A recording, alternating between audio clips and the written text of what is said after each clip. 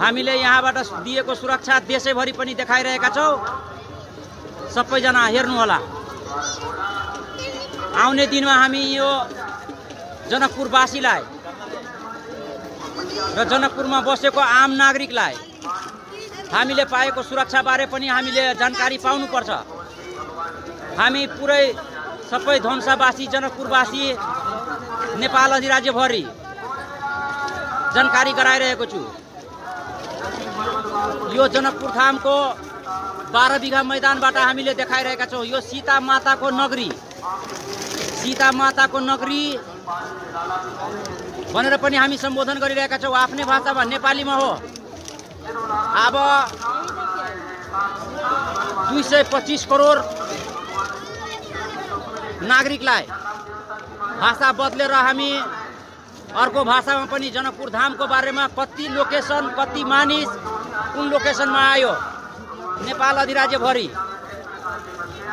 भन्ने जानकारी पनि गराउने छु। हामीले तपाईलाई 3 मिनेट आज बेचिरहेका छौं। 3 मिनेट, 2 मिनेट, 1 मिनेट 30 सेकेन्ड आज तपाईलाई हामी बेचिरहेका छौं। सबैजना बुझ्न सक्नुहुन्छ। एक बिहानै हामी जनकपुर धाममा रहेको यो पुरै 12 बिघाको मैदान हामीले देखाएका छौं। यहाँ लगभग अनुमान हामीले यति बेला अनुमान पनि गरिरहेका छौं।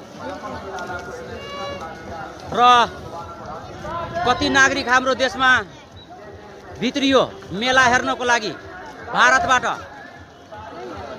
भन्ने पनि जानकारी गराउने छु। सुरक्षाको बारेमा पनि हामी जानकारी गराउने छु। सुरक्षा पनि हामीले धेरै पाएका छौं। पाउने भन्दा बढी सुरक्षा पाएका छौं। आर्मी चिफबाट, सशस्त्र प्रहरी बलबाट,